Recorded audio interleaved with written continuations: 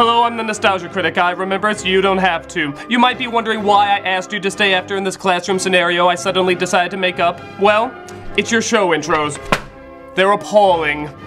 Look at how standard, short, and run-of-the-mill they are. These are the openings to your shows. You can't have them be this ordinary. This will not do at all. Your assignment is to find better nostalgic openings for me to review. The intro is one of the most important parts of any show. It establishes the tone, style, and even story of what you're about to see. So, you and I are gonna look over some of the most memorable ones to see if they work or not. I expect this assignment on my desk the very next day. It is now the very next day. I sit very still. What do you have for me?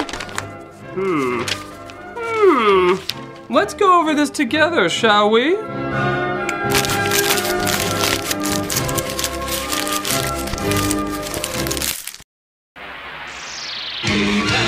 Ah, the 80s fantasy that asks the question, I'm straight, right? If I like He-Man, that still makes me straight, right? What? If I like She-Ra, that makes me gay? How do these stereotypes make any sense? Whatever your preference, He-Man needed an intro to get you invested fast. And I did a pretty good job of it. Just look at the first epic thing you saw. After that.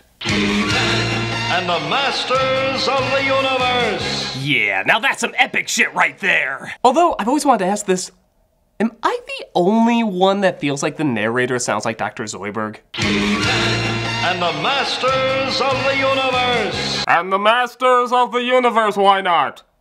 It starts off with Adam introducing himself and his battle cat, Cringer. I am Adam, Prince of Eternia and defender of the secrets of Castle Grayskull. And I'm his friend Jesus. Fabulous secret powers were revealed to me the day I held aloft my magic sword and said, by the power of Grayskull!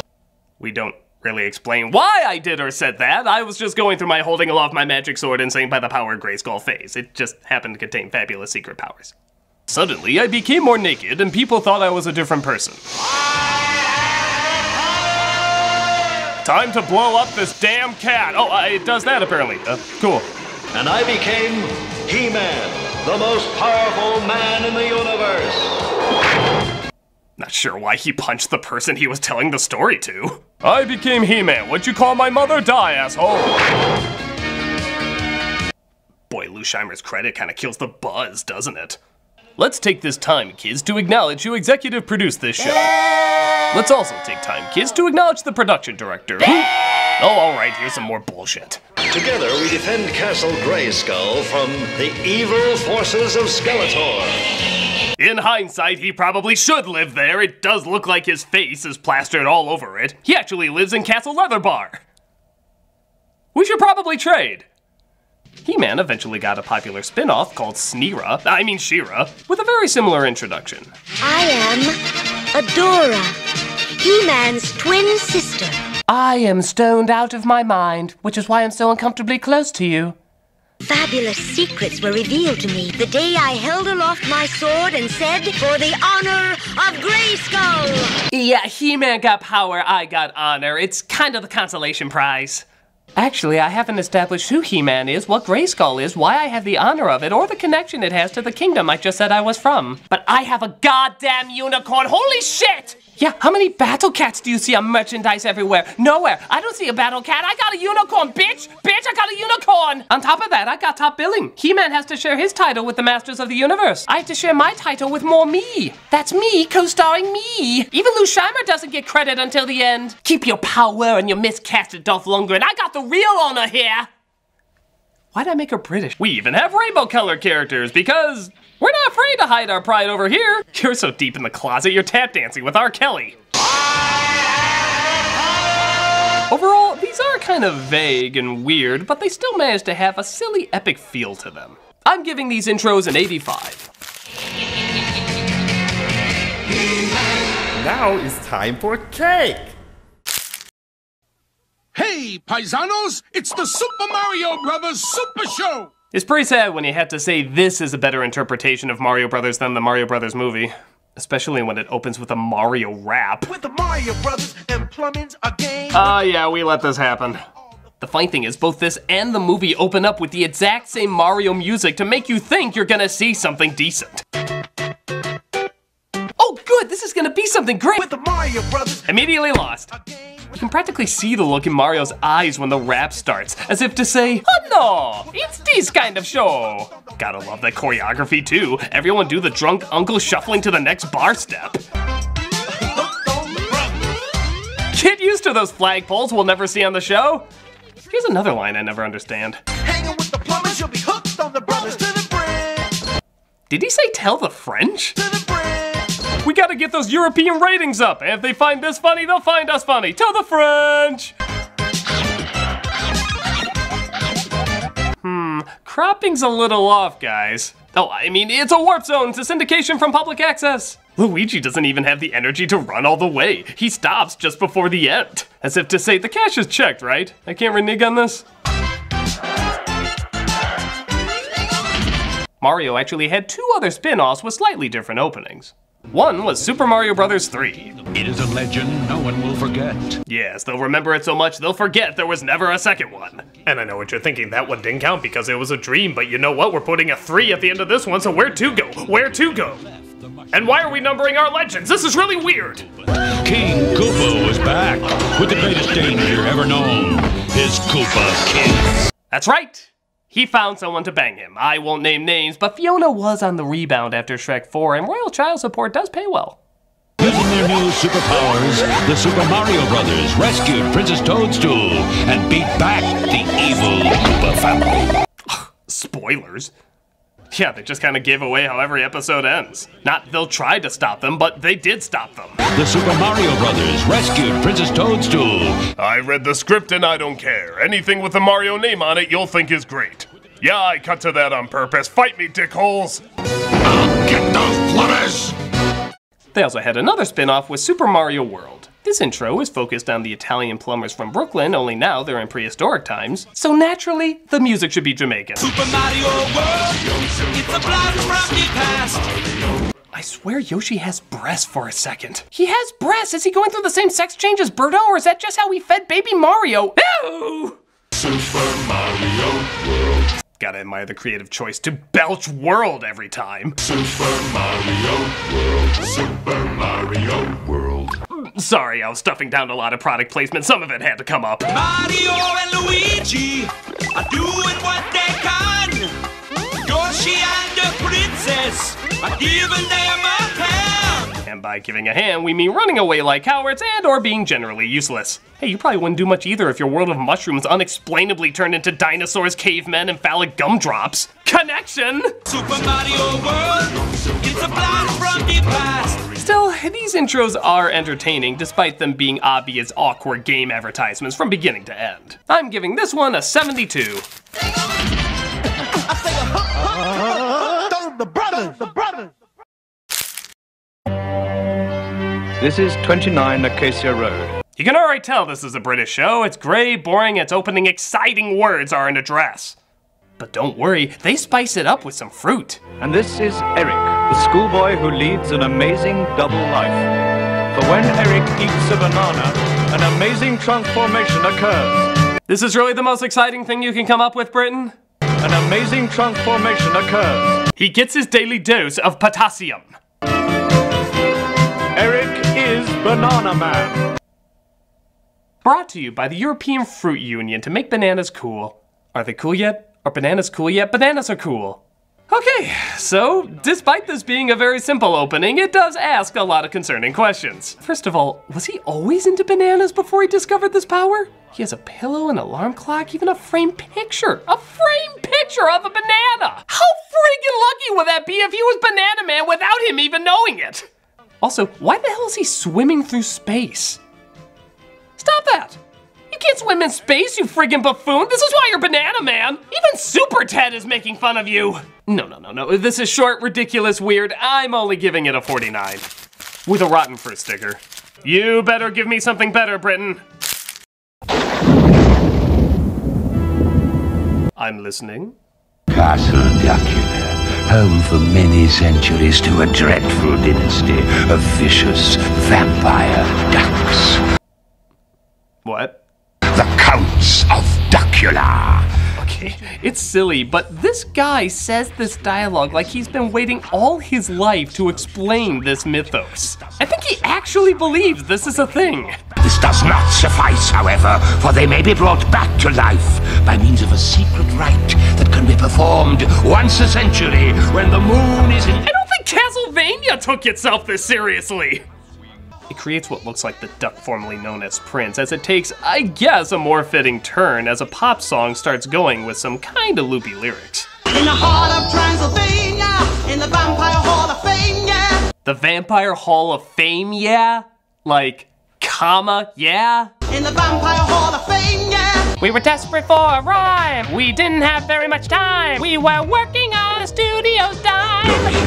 Hey, Count Duckula. I just love how even the main character in the title is like, I don't know what they're smoking either, folks. Duckula. I don't know.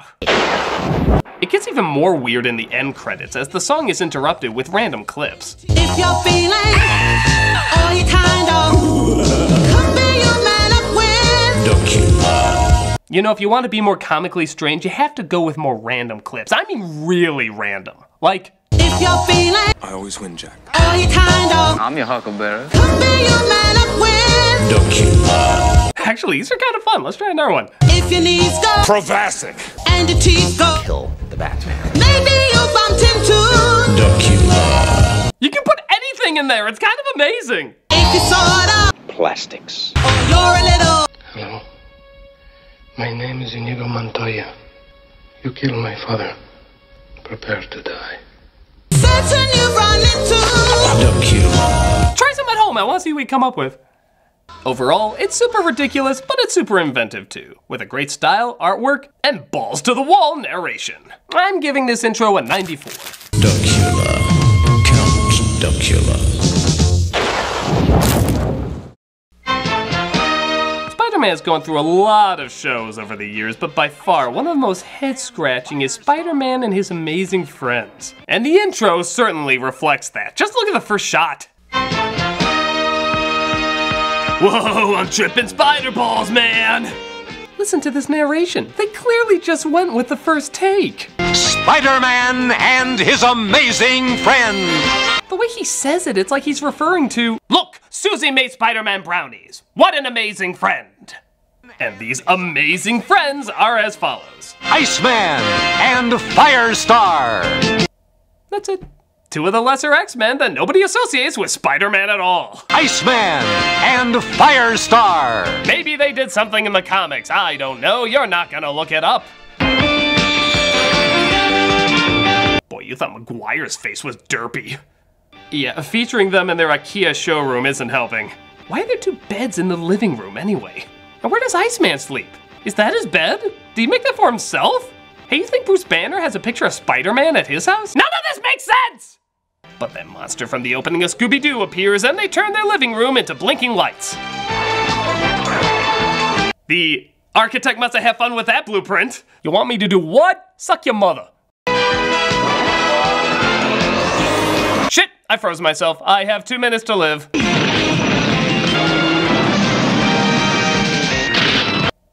Wow, murderers. Whether by freezing you solid or burning you alive, you will feel the wrath of Spider-Man and his merciless friends. Even Dr. Doom's fashionable maxi dress can't compete with the slaughtering power of their intro. Okay, this still has more dignity than... But it still needed a lot more updates to represent the time period it was made. I'm giving this one a 31. Spider-Man and His Amazing Friends. My hunch. Oh, hell yeah, this was a great cartoon with a great cartoon opening. The real Ghostbusters, suck it copyright, starts with the ghost in the logo dancing down the street. At first you're wondering why you'd be afraid of him, but then... Oh my god, he's gonna French me. You were a sex offender when you were alive! The logo flashes and Janine gets the call alerting the guys. I'm just gonna leave what Ray was doing under Egon's waist of mystery. That is an awfully big smile though. Slimer sexually harasses Janine and they're on their way to stop an army of ghosts with the incredible strategy of standing in one spot, not moving so they can be easily blasted. I always like how the singer sounds like he's mid-orgasm whenever he says the word call. Who you gonna call? Who gonna call? Who you gonna call? Who you gonna call? This show sadly produced a spin-off called Slimer and the Real Ghostbusters, which focused more on the Snot Goblin, leading to a more cartoony style, but still delivering a pretty creative opening.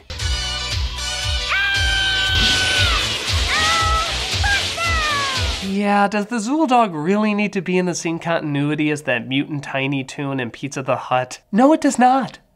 Regardless, these openings are still pretty good, with great animation, great speed, and of course, a great song. I'm giving this a 98. Who you gonna call?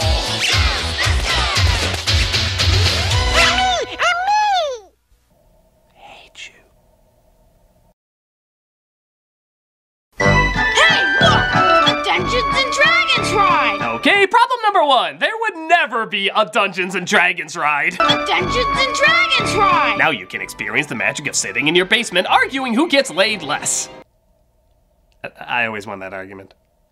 Who's this creep, by the way? He's a little old to be there, isn't he? Maybe he's the living version of that ghost that tries to tongue you in the Ghostbusters intro. I don't like this! Whoa!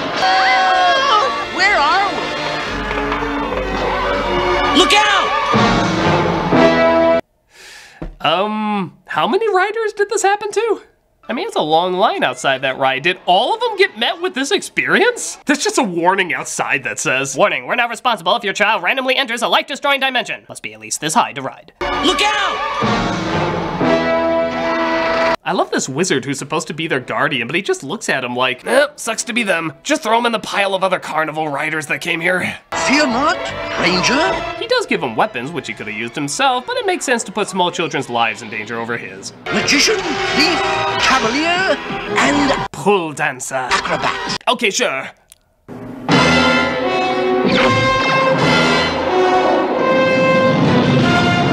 Well, he wasn't much of a villain. His first move was bad aim with a pie splutting sound effect. Who was that? That was Venger, the force of evil. I am Dungeon Master. We both had cruel parents giving us names to ruin our lives. Your guide in the realm of Dungeons and Dragons. Now let me introduce you to our Wayans brother. Yeah, this isn't grabbing me. The animation is rushed, the story is dumb, and I definitely wouldn't put together this is one of the longest running RPGs of all time. I give this opening a 22. Dungeons and Dragons. Oh man, this one's a rush. I don't know if the show was any good, but the intro was a lot of fun. The song tells you everything you need to know. Super fighting robot, Mega Man. Well, I'm brought up to speed. Super fighting robot, Mega Man. Doesn't the fact that he's Mega already make him super? I don't think that needs to be emphasized. And not only do we get to see Mega Man naked, but he's damn scary naked. Where the hell was that designed for the Terminator? Mega Man. This intro is fast as hell, throwing everything at you. Sparks, explosions, angry birds. There should be a death toll to this opening. How many people do you think died in those cities?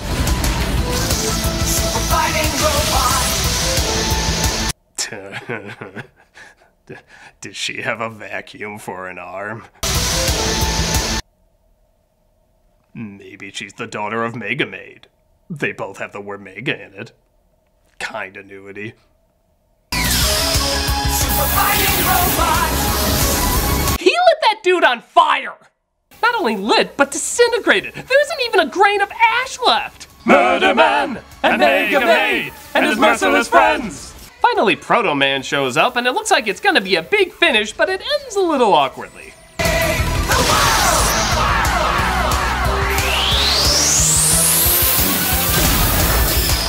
Boy, for all that buildup, you think the final strike would be a little bit more epic. Oh, hold on. Okay, I almost got it. Let me just get turned around here. Okay, die. Still, this intro is pretty awesome. Great animation, fun song, gets you super hyped. I'm giving this intro a 95.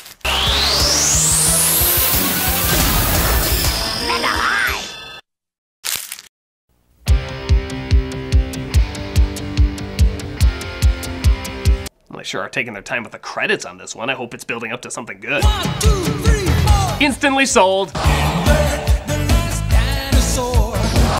Instantly confused. I guess these kids find a dinosaur egg with a live dinosaur in it. So, what do? Put him in a rock band, of course! That's what Dr. Grant would want. Somehow I feel like these two species wouldn't mix well. Look at the way he licks his tongue at that couple. It cuts away just before he eats their faces. They don't really go into much detail in the backstory. In fact, the whole thing just looks like an 80s ad for dinosaur cookies.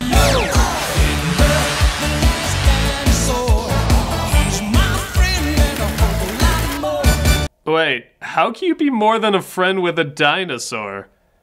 If you're friends, what's really after that? Oh my god! I know I keep dwelling on sex in this episode, but what else could it mean? What is going on here when he makes this face? You dirty dino!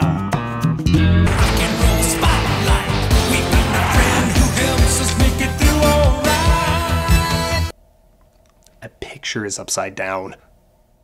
Yeah, I can deal with the dinosaur being in an 80s band with a bunch of kids, but that picture is upside down! Boo!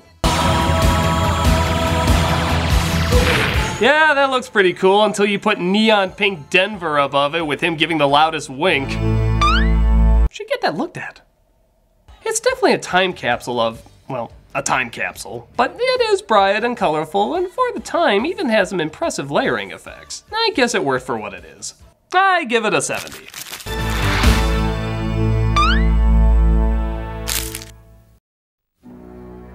Here you go, one of the greatest openings of all time from one of the greatest shows of all time. It starts off with the Warner Brothers logo turning into a police blimp. Those very practical ones the police use all the time. We see two criminals about to rob the bank, and they blow it up. You know, it just hit me. Why did they blow it up? If they already robbed it, why draw attention? If they didn't rob it, the money's up in smoke. This must be the work of man. We cut to the Batmobile represented by a still painted foreground against an animated background. It's usually the other way around. And he helps the police chase down the villains. How the hell did they get up there so fast? Police were right behind them and then suddenly they're on top of a building. What was in that bank? Gummy berry juice? They of course come across the Dark Knight as we all ask the classic question, what is that white dot on his lip? And why doesn't it appear in later seasons? He knocks the guns out of their hands, and we come across the one bit of animation I always thought was a little weird.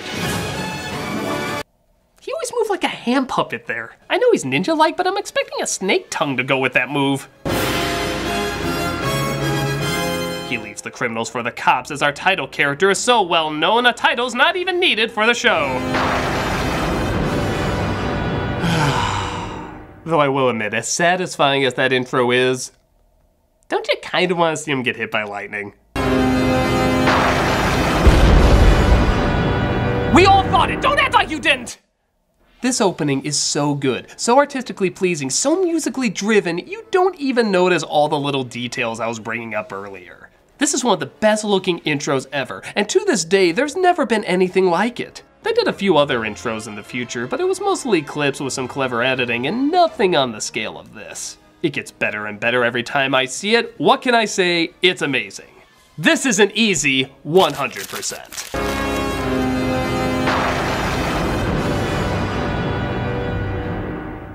I suppose that's enough for today, but if you'd like me to continue, let me know. Leave a comment below and tell me if this is a segment you'd like to see more of. I'm the Nostalgia Critic, and if you'll excuse me, there's a certain theme month I have to get ready for.